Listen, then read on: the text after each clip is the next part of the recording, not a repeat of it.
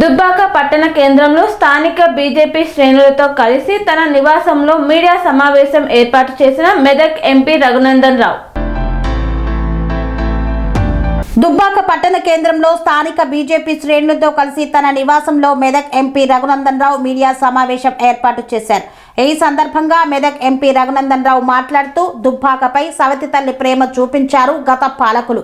గతంలో మీరు టీఆర్ఎస్ ప్రభుత్వం ఉన్నప్పుడు, నేను దుబ్బాకకు ఎమ్మెల్యేగా ఉన్నప్పుడు ప్రతిదీ రాజకీయం చేశారు.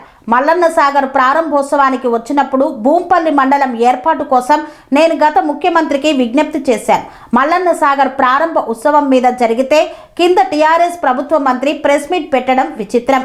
దుబ్బాక ఎమ్మెల్యే నిస్సహాయ స్థితిలో ఉండి మాట్లాడడం సిగ్గుచేటు. దుబ్బాక ఎమ్మెల్యేగా నాకు 3 ఏళ్లు అవకాశం ఇస్తే దుబ్బాక అభివృద్ధి ఏ విధంగా చేశానో దుబ్బాక పట్టణ ప్రజలు ఆలోచన చేయాలి. దుబ్బాక అభివృద్ధి కోసం నేను చాలా కృషి చేశాను. హబ్సీపూర్ నుండి దుబ్బాక వరకు డబల్ రోడ్డు మంజూరు అయినప్పటికీ ఇప్పటి వరకు పనులు చేపట్టడం లేదు. దుబ్బాక నుండి ముస్తాబాద్ వరకు బీఆర్ఎస్ పాలనలో డబల్ రోడ్డు మంజూరు చేయలేదు. నేను దుబ్బాక ఎమ్మెల్యేగా ఉన్నప్పుడు దుబ్బాక నుండి ముస్తాబాద్ వరకు కేంద్రంలో బీజేపీ ప్రభుత్వంను ఒప్పించి దుబ్బాక నుండి ముస్తాబాద్ రోడ్డు పనులు చేయించాను. మెదక్ నుండి ఎలకతుర్తి వరకు రోడ్డు నేను ఎమ్మెల్యేగా ఉన్నప్పుడు మంజూరు చేయించాను. దుబ్బాక మారాలి, దుబ్బాక రూపురేఖలు మార్చాలి. 10 ఏళ్లు ఎంపీగా ఉన్నప్పుడు, ఇప్పుడు ఎమ్మెల్యేగా ఉండి దుబ్బాకకు ఏం చేశారో ఎమ్మెల్యే సమాధానం చెప్పాలని డిమాండ్ చేశారు. దుబ్బాక మున్సిపల్ పరిధిలో ఉన్నటువంటి వివిధ వార్డుల్లో గత కొన్ని సంవత్సరాలుగా అసంపూర్తిగా పెండింగ్లో ఉన్నటువంటి అనేక నిర్మాణాలకు సంబంధించి మెదక్ ఎంపీ ల్యాడ్స్ నుంచి 70 లక్షల రూపాయలని దుబ్బాక మున్సిపాలిటీలో ఆగిపోయినటువంటి పనులని పూర్తి చేయడానికి వివిధ కుల సంఘాలకి వివిధ రోడ్లకు సంబంధించి నిధులు ఇవ్వడానికని కొన్ని ప్రొసీడింగ్స్ తీసుకొని రావడం జరిగింది. ఆ సందర్భంగా మీడియా మిత్రుల్ని కలిసి 2 మాటలు మాట్లాడదామని ఇక్కడికి రావడం జరిగింది. చాలా సంవత్సరాల నుంచి దుబ్బాక నియోజకవర్గం ఒక రకమైనటువంటి వివక్షకి, ఒక రకమైనటువంటి పక్షపాతానికి గురవుతూ వచ్చింది. అన్నీ ఉన్న అల్లుడి నోట్లో శని ఉన్నట్టు ఈ జిల్లా నుంచి గతంలో ముఖ్యమంత్రి ప్రాతినిధ్యం వహించిన, ఆర్థిక మంత్రి ప్రాతినిధ్యం వహించిన, ఆరోగ్య మంత్రి ప్రాతినిధ్యం వహించిన దుబ్బాక పట్ల అందరిది కూడా సవతి తల్లి ప్రేమనే. దుబ్బాక పట్ల ఎవరు కూడా ఏ రోజు కూడా సరి అయినటువంటి ప్రేమ అభిమానాన్ని చూపలేదు. అందుకని దుబ్బాక అభివృద్ధిలో ఈ జిల్లాలో ఉన్నటువంటి 3 నియోజకవర్గాల్లో వెనుకబడిపోవడానికి కారణం ఎవరంటే 10 సంవత్సరాలు ఈ రాష్ట్రాన్ని పాలించినటువంటి పాలకులు. 2 ఏళ్ళైంది కాంగ్రెస్ పార్టీ అధికారంలోకి వచ్చింది.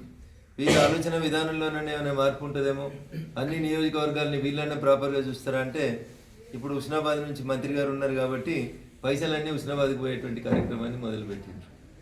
సో ఈ రకంగా అప్పటి టీఆర్ఎస్ అయినా ఇప్పటి కాంగ్రెస్ అయినా దుబ్బాక పట్ల చూపిస్తుంది సవతి తల్లి ప్రేమ తప్ప దుబ్బాక నియోజకవర్గాన్ని అభివృద్ధి చేయాలనేటువంటి ప్రేమ ఆలోచన ఈ ప్రాంతం నుంచి గెలిచినటువంటి గౌరవ ప్రజాప్రతినిధులకు లేకపోవడం అనేది బాధాకరం, దురదృష్టకరం.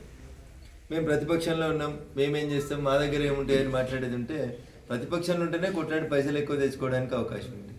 ప్రతిపక్షంలో ఉంటేనే గొంతు పెంచాలి, ప్రభుత్వం మీద కొట్లాడాలి, కావాల్సినటువంటి నిధులు తెచ్చుకోవడానికి ప్రతిపక్షమే రైట్ ప్లాట్ఫామ్. మరి మీరు అధికారంలో ఉన్నప్పుడు మేము ప్రతిపక్షంలో ఉన్నాం, మా మీద ఎన్ని కేసులు పెట్టారు మీరు? ఏ ఓపెనింగ్కి వచ్చినా మీరే తండోపతండాలుగా పక్క నియోజకవర్గాలకి వెళ్ళి మనుషులను తెచ్చుకొని, ఈ నియోజకవర్గంకి వెళ్ళి మనుషులను తెచ్చుకొని శిలాబల్కాలు వేసి ఇక్కడ కూడా కొట్లాడినటువంటి సంస్కృతి మీది. ప్రతి నిమిషం నేను దుబ్బాక నియోజకవర్గం అభివృద్ధి కావాలని దుబ్బాక ఎమ్మెల్యే ఉన్నప్పుడు ప్రతిసారి కష్టపడితే మీకు చేతగానటువంటి అనేక పనులని నేను ఆచరణలోకి తీసుకొస్తే మీరేం చేద్దరు? ఇదంతా ఎమ్మెల్యే గారికి పేరు వస్తుంది కాబట్టి ఎక్కడెక్కడ ఆపాలనేటువంటి కుట్రలు కుతంత్రాలు చేశారు. నారాయణరావుపేట మండలం అయిన రోజు మా భూంపల్లి అక్బర్పేట మండలం కావాలని మీ నోరు మెసలలేదు. ఈ జిల్లాలో చాలా కొత్త మండలాలు అయినాయి. ఈ జిల్లా మీ అధికారంలో ఉన్నప్పుడు, ముఖ్యమంత్రి గారు ఉన్నప్పుడు, ఆర్థిక మంత్రి ఉన్నప్పుడు ఈ జిల్లాలో నూతన మండలాలు చాలా ఏర్పాటైనాయి. కానీ భూంపల్లి అక్బర్పేట అనే మండలం ఏర్పాటు కాలేదు. చివరికి మల్లన్న సాగర్ ప్రారంభోత్సవానికి వచ్చినప్పుడు నేను అప్పటి ముఖ్యమంత్రిని కన్విన్స్ చేసి మండలం తీసుకుంటే పైన మేము భోజనం చేస్తుంటే కింద ప్రెస్ మీట్ పెట్టిన సంస్కృతి మీది. అప్పటికప్పుడు ఉత్తరాలు రాసి మా ఉత్తరం రాస్తే వచ్చింది, మా ఉత్తరం రాస్తే వచ్చింది భూంపల్లి అక్బర్పేట అని చెప్పుకున్నటువంటి నీచ సంస్కృతి మీద. మీకు అధికారం మీద అవగాహన లేదు, భవిష్యత్తు మీద అవగాహన లేదు. 10 ఏళ్ళ మీ పాలనలో దుబ్బాకకి ఇన్ని ఇబ్బందులు, ఇన్ని అవస్థలు వచ్చేటిగా. ఎక్కడ చూసినా దుబ్బాక ప్రజలు, దుబ్బాక నియోజకవర్గ ఓటర్లు కోరుకుంటుంది ఏంటంటే ఓ డిగ్రీ కాలేజ్ కావాలి, మరి దుబ్బాక డెవలప్ కావాలి, సాయంత్రం అయితే ఓ డాక్టర్ ఉంటలేడు, సాయంత్రం అయితే వాళ్ళు ఉంటలేరు, ఓ మంచి స్కూల్ లేదు. ఇది దుబ్బాక ప్రజల యొక్క కోపం, ఆవేదన, ఆవేశం. దీనికి అంతటికీ కారణం ఎవరనేది నేను వ్యక్తుల పేరు తీసుకొని నా నోరు నేను మలినం చేసుకోదలుచుకోలేదు. కానీ దుబ్బాక వెనుకబాటు కారణం ఎవరనేది 10 ఏళ్లలో దుబ్బాక ఎందుకు వెనుకబడ్డది అనేది దుబ్బాక ఓటర్ మహాశయులు ఒకసారి ఆలోచించాను. నేను సవినయంగా మా దుబ్బాక మున్సిపాలిటీకి ఎన్నికలు వస్తున్నాయి కాబట్టి మా మున్సిపల్ ఓటర్లకు చేసేటువంటి అప్పీల్ ఒకటి 10 ఏళ్లలో వాళ్ళే ఎమ్మెల్యేలు, వాళ్ళే ఎంపీటీసీలు, వాళ్ళే జడ్పీటీసీలు, వాళ్ళే మున్సిపల్ చైర్మన్లు, వాళ్ళే కౌన్సిలర్లు, అన్నీ వాళ్ళే. మధ్యలో 3 సంవత్సరాలు మీ ప్రేమ అభిమానాలతో నేను ఎమ్మెల్యేగా గెలిపిస్తే ఏం కొట్లాడినో ఎట్లా కొట్లాడినో మా దుబ్బాక నియోజకవర్గ ప్రజలందరికీ కూడా తెలుసు. అందుకనే దుబ్బాక మున్సిపాలిటీ ఎప్పుడు కూడా రఘునందన్గా నన్ను భారతీయ జనతా పార్టీగా నేను పోటీ చేస్తున్న ప్రతి సందర్భంలో కూడా లీడ్ ఇస్తూ మెజారిటీ ఇస్తూ వచ్చారు. ఈసారి నేను మా మున్సిపల్ ఓటర్ మహాశయులందరికీ కూడా సవినయంగా 2 చేతులు జోడించేసేటువంటి అప్పీల్ ఏంటంటే 10 ఏళ్ల టీఆర్ఎస్ పాలన చూసిండ్రు, 2 సంవత్సరాల కాంగ్రెస్ పాలన చూసిండ్రు. ఏమన్నా మారిందా దుబ్బాక అనేది ఒకసారి దయచేసి ఆలోచించండి. ప్రత్యేకంగా ఒక నిధి దుబ్బాకకు వచ్చిందా ఒకసారి ఆలోచించండి. నేను ఎమ్మెల్యేగా కొట్లాడి పూర్తి చేసిన ఐటీఐ గానే ఆగిపోయింది. ఇంకో 5 లక్షలు ఇస్తే కనుక ఐటీఐ 2 సంవత్సరాల క్రితం ఓపెన్ కావాలి. బొంబాయిలు, దుబాయ్లు, బొగ్గుబాయిలకు పోతే ఐటీఐ కంప్లీట్ చేసిన వాళ్ళు ఉంటే 4 పైసలు ఎక్కువ వస్తాయని, జీతం మంచిగా వస్తుంది అనుకుంటే పక్కన టాటా కంపెనీ వాళ్ళు ఇచ్చినటువంటి దుకాణం ఓపెన్ చేయొచ్చింది. కానీ ప్రభుత్వం కట్టించాల్సినటువంటి ఐటీఐని ఇంకొక 5 లక్షలు పెట్టి కనీసం 4 సార్లు దాని దగ్గరికి పోయి నిలబడి కాంట్రాక్టర్ నుంచి బెదిరించడానికి మన స్థానిక నాయకత్వానికి సమయం లేకపోవడం అనేది బాధాకరమైనటువంటి విషయం. నన్నేం చేయమంటారు? నేను ప్రతిపక్షంలో ఉన్నా, నా దగ్గర రూపాయి లేదు, నేనేం అభివృద్ధి చేయలేను, మీ ఇష్టం ఉంటే రాని, కష్టం ఉంటే పోనని ఏకాఏకిన గౌరవ శాసనసభ్యులే మాట్లాడుతుంటే ఇక మరి రేపు కార్పొరేటర్లను గెలిపిస్తే ఏం మార్పు వస్తుంది దుబ్బాకలో అనేది ఒకసారి ఆలోచించారు, దయించి. ఎస్, నేను ఇస్తా లెటర్లు, అప్పటి ముఖ్యమంత్రి గారికి ఇచ్చిన లెటర్లు. ముఖ్యమంత్రి గారు మన పట్ల పాజిటివ్గా స్పందిస్తే మీరు ఆపిన రోడ్లు, చాలా విషయాలు ఉన్నాయి అక్కడ.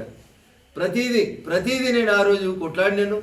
అబ్షీపూర్ అంబేద్కర్ దగ్గర నుంచి దుబ్బాక అంబేద్కర్ దాకా 4 లైన్ రోడ్ కావాలని చాలాసార్లు కొట్లాడినాను. 38 కోట్లతోటి ప్రపోజల్స్ రెడీ అయినాయి. R&B మినిస్టర్కి ఇచ్చిన, ముఖ్యమంత్రి గారు టేబుల్ మీదకి పోయింది, అంతా అయిపోతుంది అన్నప్పుడు ఇవన్నీ చేసి మళ్ళీ రఘునందనే మళ్ళీ గెలుస్తాడు కాబట్టి చేయొద్దు అన్నారు. నేను ఎక్కడ కుట్రలు కుతంత్రాలు వన్నలే. నన్ను గెలిపించిన 3 సంవత్సరాలు నేను నా దుబ్బాక బాగుండాలి, నేను దుబ్బాక ఎమ్మెల్యేనే కొట్లాడినా. దుబ్బాకని చరిత్రలో 4 రోజుల పాటు గుర్తుంచుకునేలాగా దుబ్బాక ప్రజల కోసం కొట్లాడినాం. 100 బెడెడ్ హాస్పిటల్ పూర్తి చేసినాం, కొట్లాడి పూర్తి చేసినాం. రోడ్ వేస్తామంటే కోర్టుకు పోయి స్టే తెప్పించారు అప్పుడు అధికారంలో ఉన్న పార్టీ వాళ్ళు. స్టే వెకటి వేయించి ల్యాండ్ లార్డ్స్ని బతిలాడి బామాలి దండం పెట్టి రోడ్డు పూర్తి చేసినాం. సీసీ రోడ్ వేయించినాం, సెంట్రల్ లైటింగ్ పెట్టించినాం, కాంపౌండ్ వాల్ పెట్టించినాం. దవాఖానకి ఎన్ని పైసలు ఖర్చు పెట్టినాం, మళ్ళీ అన్ని పైసలు ఖర్చు పెట్టి ఆ దవాఖానం తీసుకొచ్చి ఇలా దుబ్బాక లాంటి వెనుకబడిన ప్రాంతంలో ప్రజలకు ఇబ్బంది కాకుండా కాపాడుతూ వస్తా ఉన్నారు. ఓ డాక్టర్ ఉంటే డాక్టర్ని ట్రాన్స్ఫర్ చేస్తే కూడా కనీసం ఎవరు పట్టించుకోలేదు. ఆయన లేకపోతే దవాఖాన ఇబ్బంది అవుతుంది పరిస్థితి అంటే మళ్ళీ నేనే పోయి ఇప్పుడు ఆర్థిక మంత్రి దగ్గర కూర్చొని డిప్యుటేషన్ మీద తీసుకొచ్చిన. This is my concern towards Dubbak. నేను మెదక్ ఎంపీ గెలిచినా, నన్ను మీరు అందరు కలిసి ఢిల్లీకి పంపించినా దుబ్బాక బాగుండాలి, దుబ్బాక అభివృద్ధి జరగాలని అనుక్షణం కోరుకుంటున్నటువంటి వ్యక్తిని నేను. సిఆర్ఎఫ్ కింద, సెంట్రల్ రోడ్ ఫండ్ కింద దుబ్బాక నుంచి ముస్తాబాద్ దాకా రోడ్డు తీసుకొస్తే కేసీఆర్ స్కూల్ కాడికే పని ఆపేసి ఆ తర్వాత ముందుకు పోయి కాలనీల ప్రజలను ఒప్పించి రోడ్డు వెడల్పు చేపించి రోడ్డు వేయడం చేతగాలేదు మీకు 2 ఏళ్లలో. పైసలు ఢిల్లీ పంపిస్తే కూడా మీరు పనిచేయడానికి మీకు మనసు ఒప్పుతలేదు. అందేళ్ళు రోడ్డు కావాలని ధర్నాలు చేసిర్రు, సోషల్ మీడియాలో గోలగోల చేసిర్రు. మిరితోటి మండలి అందేలా నేను ఉన్నప్పుడు మంజూరు చేసిపోతే ఇయ్యలేడు దాకా లేవు. కాసిలాబాద్కి రోడ్ లేదు, మోతేకి రోడ్ లేదు. చిట్టాపూర్ సబ్ స్టేషన్ దగ్గర నుంచి మోతే దాకా రోడ్డు, మోతే మిరితోటి దాకా రోడ్డు మంజూరు చేసిపోయాం. ఇయ్యలేడు దాకా అతి లేదు గతి లేదు. ప్రతిపక్షాలు ఉంటే ఎమ్మెల్యేలకు పైసలు రావంటే మరి 3 ఏళ్ళు మేము ఎట్లా కొట్లాడినాం?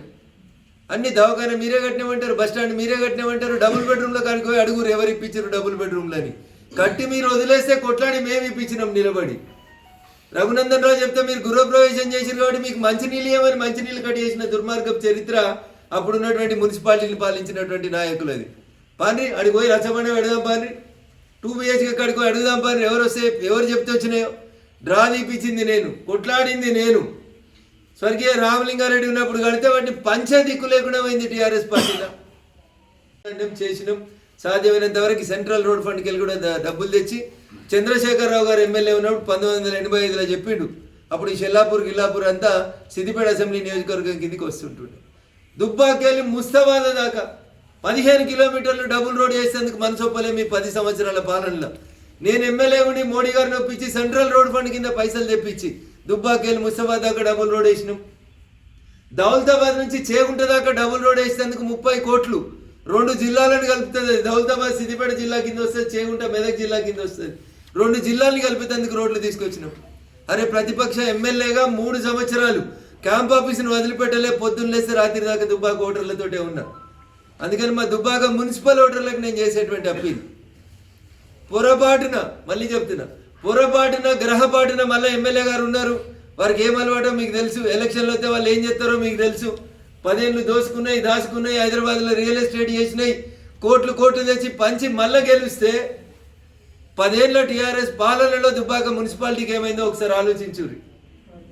దుబ్బాకకు రింగ్ రోడ్ రాలే, దుబ్బాకకు అండర్ గ్రౌండ్ డ్రైనేజ్ రాలే. నేను గెలిచినప్పటి నుంచి అప్పటి మున్సిపల్ మంత్రి కేటీఆర్ని కలిసి, అరే నీ సిరిసిల్లలో అండర్ గ్రౌండ్ డ్రైనేజ్ ఉంది, సిద్దిపేటలో అండర్ గ్రౌండ్ డ్రైనేజ్ ఉంది, దుబ్బాకకు ఎందుకు అండర్ గ్రౌండ్ డ్రైనేజ్ రాదు? ఆఖరికి గజ్వేల్లో కూడా కట్టుకున్నారు, సెంట్రల్ గవర్నమెంట్ మోడీ గారు ఇస్తే పైసలని కొట్లాడినా. This is my commitment towards Dubbaka. నేను ఇలా మెదక్ ఎంపీగా ఢిల్లీలో ఉండొచ్చు, 7 నియోజకవర్గాల్లో తిరుగుతుండొచ్చు, ఏడికి పోయినా ఏడ మైకు పట్టుకున్నా నేను దుబ్బాక గురించే మాట్లాడతా, మా దుబ్బాక అని చెప్తాను.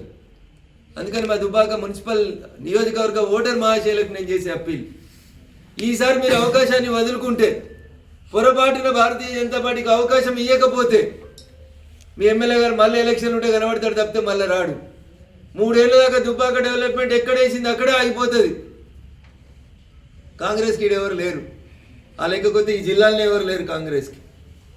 అప్పుడప్పుడు అద్దెకు వచ్చిన మంత్రులతో అర్ధగంట వచ్చిపోతారు తప్పితే వాళ్ళకి ఈ జిల్లా మీద ఏం ప్రేమ ఉంటుంది, ఈ దుబ్బాక మీద ఏం ప్రేమ ఉంటుంది ఒకసారి ఆలోచించు.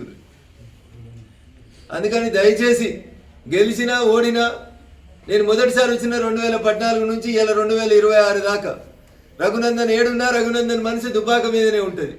దీన్ని దృష్టిలో పెట్టుకొని దుబ్బాక మున్సిపాలిటీకి త్వరలో జరగనున్నటువంటి ఎన్నికల్లో దయచేసి భారతీయ జనతా పార్టీ అభ్యర్థుల్ని మీరు గెలిపించి పట్టం కడితే బరాబరియాలో చెప్పిపోతామని నేను దుబ్బాక మున్సిపాలిటీ రూపురేఖల్ని మారుస్తాం. మళ్ళీ దుబ్బాకకి రఘునందన్ గెలిచినప్పుడు ఎట్లాంటి తేజస్సు, ఎట్లాంటి శోభ, ఎట్లాంటి చర్చ జరిగిందో రేపు దుబ్బాక మున్సిపాలిటీలో అభివృద్ధి ఎట్లా జరుగుతుందని కూడా నేను మీకు ఈ సందర్భంగా మాటిస్తున్నా. ఏం చేస్తాడు ఆయన, ఎమ్మెల్యే కాదు కదా అని కొంతమంది మాట్లాడుతూ ఉంటారు. మోచేతుల బలం ఉంటే మొండి కూడా తెగుతుంది. నేను చేసిన ఈ దుబ్బాక ప్రజలకు కనబడుతున్నాయని నేను అనుకుంటా ఉన్నా. దుబ్బాకకు రింగ్ రోడ్ కాడ నుంచి మొదలుకుంటే దుబ్బాకకి అండర్ గ్రౌండ్ డ్రైనేజ్ దాకా ఏం చేసిరు? ఇప్పుడు గెలిచిన ఎమ్మెల్యే గారు 10 ఏళ్ళు అధికారంలో ఉన్నప్పుడు ఏం చేసిరు వాళ్ళ పార్టీ? ఎందుకు అబ్షీపూర్ అంబేద్కర్ దగ్గర నుంచి దుబ్బాక అంబేద్కర్ దాకా 4 లైన్ రోడ్లు ఎందుకు రాలేదు? సిద్దిపేటలో ఎన్ని రోడ్లు డెవలప్ అయినాయి, ఎన్ని డివైడర్లు వచ్చినాయి, ఎన్ని హైమాస్ లైట్లు వచ్చినాయి, దుబ్బాకకి ఎన్ని వచ్చినాయి మీ 10 ఏళ్ళ టెన్యూర్లో? పైసలు వంచి ఎలక్షన్లు గెలుచుడు కాదు, ప్రజలకు ఏం చేసినామనే సమాధానం చెప్పాలి. ఇవాళ 2 ఏళ్లలో ఎమ్మెల్యే పాలనతో మమ్మల్ని కంపేర్ చేయండి. ప్రజలకు నేను చేసేటువంటి అప్పీల్ ఇది. నేను వ్యక్తుల గురించి మాట్లాడదలుచుకోలేదు, ప్రజలే ఆలోచించాలి. 10 ఏళ్ల వల్ల ఎంపీ కేటగిరీలో 3 ఏళ్ల రఘునందన్ రావు ఎమ్మెల్యేల దుబ్బాకకి ఏం జరిగిందనేది ఒకసారి ఆలోచించుది. 1000కి 2000కి ఓట్లకి నోట్లకి పోలీసులను అడ్డం పెట్టుకొని అడ్డమైన కేసులన్నీ కూర్చున్న వాళ్ళందరి మీద పెట్టి దుబ్బాక ఎమ్మెల్యే అయినాక నా మీద 20 కేసులు పెట్టించి ఆఖరికి మల్లన్న సాగర్లో ఆయన ఇల్లు ఆయన దగ్గర పెట్టుకొని ఆత్మహత్య చేసుకుంటే ఆ రైతును కూడా చూడని అని మీ సంస్కారానికి. పొరపాటున బీఆర్ఎస్ కౌన్సిలర్లు గెలిస్తే లాస్ట్ టర్మ్లో బీఆర్ఎస్ కౌన్సిలర్లు దుబ్బాకలు చేసిన అభివృద్ధి ఏందో ఒకసారి ఆలోచించాలి ప్రజలు. వాళ్ళు ఎట్లా పెరిగిండ్రు, దుబ్బాక ఎట్లా గతమైందో ఒకసారి ఆలోచించుండ్రి. పొరపాటున మళ్ళీ బీఆర్ఎస్ పార్టీ కోటేస్తే ఎమ్మెల్యే ఉన్నాడనైతే ఎమ్మెల్యే పోయి పట్టణంలో వ్యాపారం చేసుకుంటున్నాడు. పేపర్లలో రోజుకో వార్త వస్తుంది, ఆడ రియల్ ఎస్టేట్ కుంభకోణం వచ్చినా ఆడ మన ఎమ్మెల్యే గారి పేరు కనబడుతుంది. అట్లా పేరు తీసుకొస్తున్నారు ఎమ్మెల్యే గారు దుబ్బాకకి. మేము నిజాయితీ కొట్లాడినాం. భారతీయ జనతా పార్టీ ఆ రోజైనా ఎమ్మెల్యేగా అయినా, ఈ రోజైనా ఎంపీగా అయినా, రేపైనా ఇంకో స్థానంకి ఇంకొక మెట్టెక్కినా, ఢిల్లీకి రేపు నేను రాజునైనా నా ప్రేమ అభిమానం అంతా దుబ్బాక మీదనే ఉంటుంది. దుబ్బాక మున్సిపాలిటీ రూపురేఖలు మార్చాలని ఉంటుంది. అందుకని దుబ్బాక ఓటర్ మహాశైలకి దయించి 1000-2000 అది క్రైటీరియా కాదన్నా, దయించి ఇస్తే తీసుకోండి. పైసలు ఎక్కువైన వాళ్ళు, పట్నంలో భూములు కబ్జాలు చేసిన వాళ్ళు, రియల్ ఎస్టేట్ పేరు మీద పైసలు సంపాదించిన వాళ్ళు ఆడ దోచి ఈడ ఓట్లు కొందామని వస్తే దయించి వాళ్ళకి సరైన రీతిలో బుద్ధి చెప్పకపోతే దుబ్బాక మున్సిపాలిటీ మళ్ళీ ఒక 5 ఏళ్ళు వెనుకపోతుంది.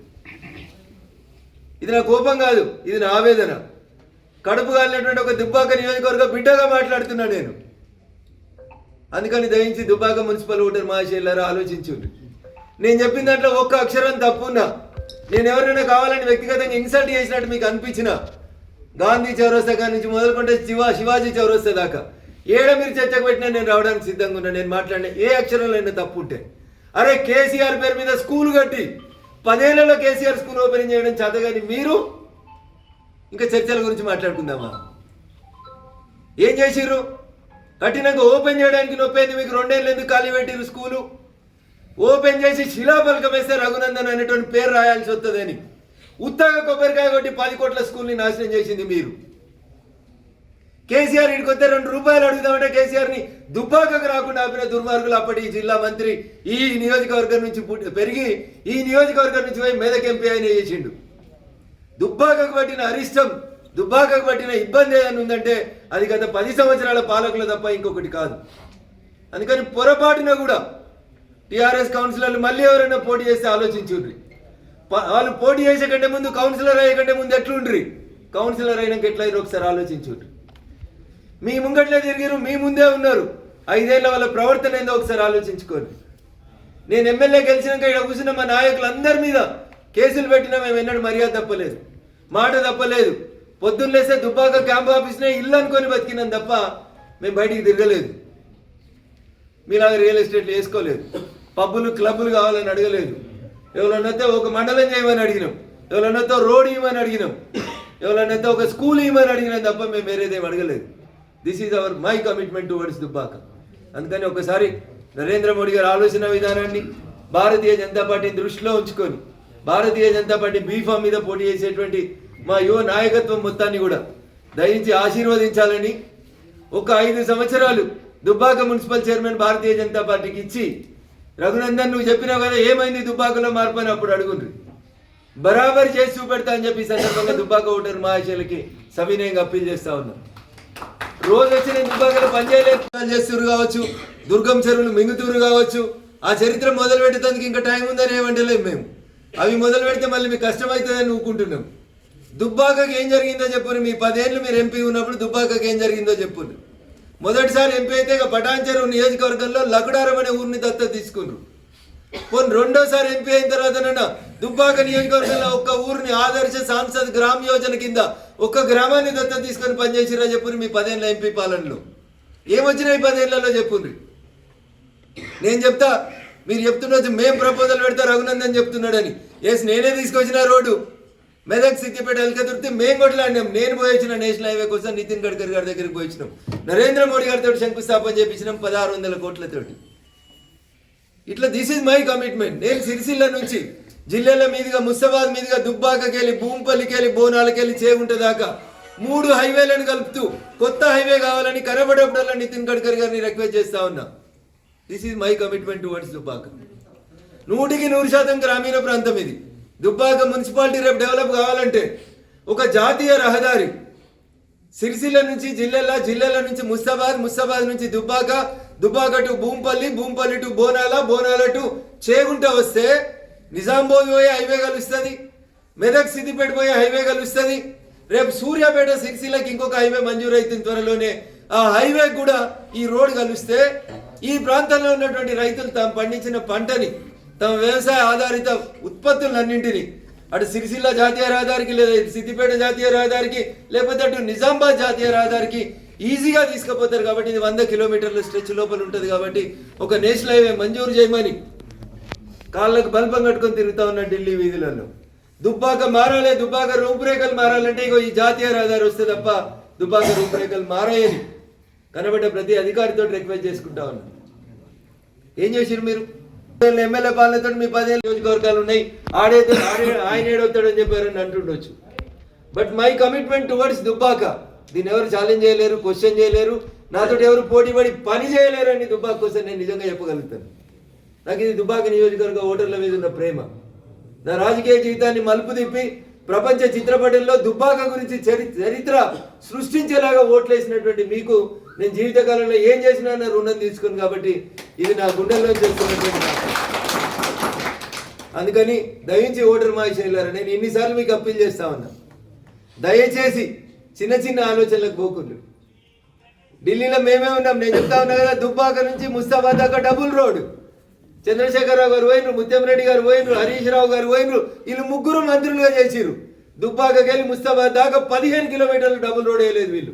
ఇది వీళ్ళకి దుబ్బాక మీద ఉన్నటువంటి చిత్తశుద్ధి. 3 ఏళ్లలో నేను తీసుకొచ్చిన ఢిల్లీకి పోయి central road fund చెల్లాపూర్లో Harish Rao గారు శంకుస్థాపన చేసిపోయాడు, శిలాఫలకం వేసిపోయాడు. ఒకసారి పోయి చూడండి, దాని మీద పైసలు ఎవలేవో కనబడుతుంది. మేము కొట్లాడినాం, మేము చేసినాం. ఎమ్మెల్యేగా మీరు సహకరించకున్నా నాకు చాదరైన కాడికి కొట్లాడి తీసుకొచ్చిన ఆ రోజు. ఈరోజు ఎంపీ అయితే కూడా అట్లే కొట్లాడుతూ ఉన్నా. రేపు దుబ్బాకకు ఒక జాతీయ రహదారి వస్తే దుబ్బాక రూపురేఖలు ఎట్లా మారుతాయో ఒకసారి ఆలోచించాలి దుబ్బాక మున్సిపల్ ఓటర్ మహాశయులు. అందుకని దయచేసి నా బాధ, నా ఆవేదన, నా ఆక్రోశం, నా ఆక్రందన అంతా కూడా మా దుబ్బాక బాగుండాలని చెప్తే మరొకటి కాదు.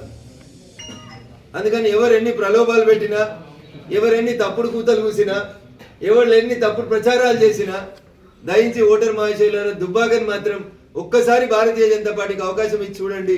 3 ఏళ్ళు నేను ఎమ్మెల్యే కూడా ఎట్లా తిరిగి పనిచేసినో రేపు మా కౌన్సిలర్లు, మా చైర్మన్లు కూడా అంతకంటే గట్టిగా పనిచేస్తారు. దుబ్బాక రూపురేఖల్ని మారుస్తాం. నాకు మీ మీద విశ్వాసం ఉంది. ఈసారి దుబ్బాక మున్సిపాలిటీ 100% భారతీయ జనతా పార్టీ సంపూర్ణమైనటువంటి మెజార్టీ ఆశీర్వదించమని కోరుకుంటూ సెలవు తీసుకుంటా ఉన్నా. జై హింద్, జై భారత్. సో మీడియాకి సిట్ ఎక్కడన్నా దూకుడుగా పనిచేస్తున్నట్టు కనబడుతుందేమో కానీ రఘునందన్ లాంటి వకీల్కి అయితే సిట్ దూకుడుగా పనిచేస్తున్నట్టు కనబడుతుంది. సో చాలా స్పష్టంగా టెలిఫోన్ ట్యాపింగ్ జరిగింది అనేది ఆధారాలు ఉన్నాయి. కేటీఆర్ గారే నిన్న సిరిసిల్లలో ఎక్కడో మాట్లాడుతూ పట్టుకుంటే పట్టుకుని ఉంటారు, వింటే వినుంటారు కొంతమంది అంటున్నారు. ఆ వినే అధికారానికి ఒక ప్రొసీజర్ ఉంది అని చెప్తా ఉన్నాం. ప్రైవేట్ టీవీ స్టూడియోలలో, ప్రైవేట్ వ్యక్తుల ఇళ్లల్లో వార్ రూములు పెట్టి చేయడం అనేది తప్పు అని చెప్తున్నాం. దాన్ని ఇంకా ఆయన గట్టిగా మాట్లాడుతూ ఉన్నాడు. కాంగ్రెస్ అధికారంలోకి వచ్చిన 2 ఏళ్లలో ఒక్క టీఆర్ఎస్ నాయకుని అవినీతిని కానీ, ఒక్క టీఆర్ఎస్ నాయకుని కానీ జైల్లో పెట్టలేదు. కాబట్టి పిల్లి గుడిలో అయితే ఎలికేమో చేసిందని ఊర్లలో చెప్తారు. అట్లా బామర్దులు రెచ్చిపోయి మాట్లాడుతూ ఉన్నారు. ఒకడు పిచ్చగుంట్ల కేసు అంటాడు, ఒకడు లొట్ట పీస్ కేసు అంటాడు. మరి ప్రభుత్వం ఏం చేస్తుంది, సిట్ ఏం చేస్తుందో చూడాలి. కనీసం ఈ సిట్ 2 అనేది అన్నా సీరియల్ మొదలైంది. సిట్ 1 అయిపోయింది, పుష్ప 1 లాగా సిట్ 1 అయిపోయింది. ఇప్పుడు సిట్ 2 నడుస్తుంది. ఈ సిట్ 2 అన్నా కనీసం ఏదన్నా ముగింపుకు తెస్తుందేమో అని ఆశపడుతున్నాం. కానీ వాళ్ళ నోరుకి అడ్డు అదుపు లేకుండా మాట్లాడి ఏదైనా మాట్లాడతామనేటువంటి భావబొమ్మరుల నోరుని కంట్రోల్ చేయకపోతే అది కాంగ్రెస్ పార్టీ పతనానికే దారితీస్తుంది తప్ప ఇంకొకటి కాదు. వాళ్ళ సాగు వాళ్ళు కావాలి, నాకేం లేదు. వచ్చేది మేమే కాబట్టి మేమైతే తప్పకుండా చూస్తాం. Thank you. Serenity model high school విద్యార్థులకు అమ్మఒడి, సామాన్యులకు అందుబాటులో ఉన్న బడి సెరెనిటీ.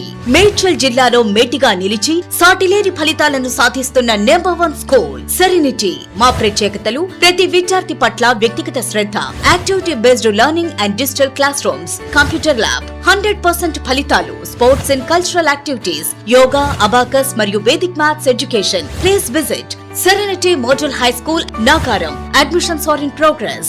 Call 040-271-46899 and 040-271-48699.